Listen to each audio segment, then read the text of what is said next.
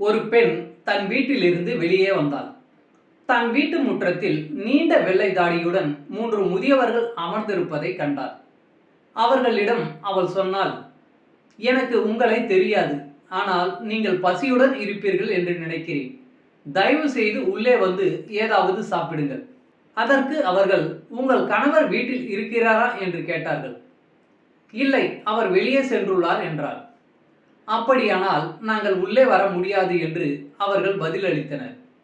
மாலையில் கணவன் வீட்டிற்கு வந்ததும் நடந்ததை கூறினார். நான் வீட்டில் இருக்கிறேன் என்று சொல்லி அவர்களை உள்ளே அழைத்து வா என்றான். அந்த பெண் வெளியே சென்று அவர்களை உள்ளே அழைத்தார். நாங்கள் ஒன்றாக வீட்டிற்குள் செல்வதில்லை என்று அவர்கள் பதிலளித்தனர். அது ஏன் என்று அவள் கேட்டாள். முதியவர்களில் ஒருவர் விளக்கினார். தனது நண்பர்களில் ஒருவரை சுட்டிக்காட்டி அவரது பெயர் செல்வம் என்றும், மற்றவரை சுட்டிக்காட்டி அவர் வெற்றி, நான் அன்பு.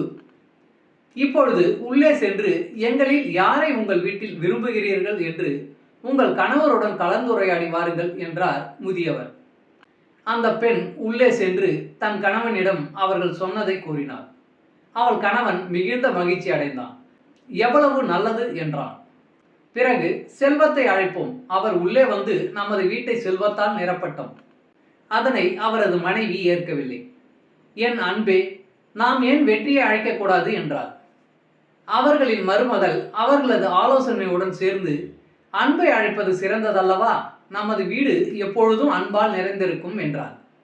அவள் மாமியார் அதனை ஒப்புக்கொள்கிறார்.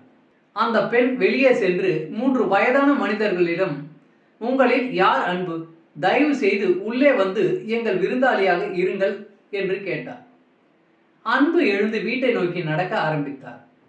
மற்ற இருவரும் எழுந்து அவரை பின்தொடர்ந்தனர்.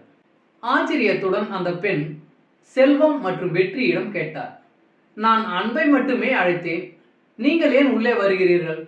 அதற்கு முதியவர் ஒருவர் பதிலளித்தார், நீங்கள் செல்வத்தையோ வெற்றியோ அழைத்திருந்தால் நாங்கள் இருவரும் வெளியே இருந்திருப்போம்.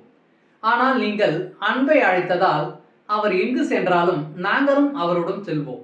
அன்பு இருக்கும் இடத்தில் வெற்றியும் செல்வமும் நிறைந்திருக்கும். நன்றி. வாழ்க வளமுடன்.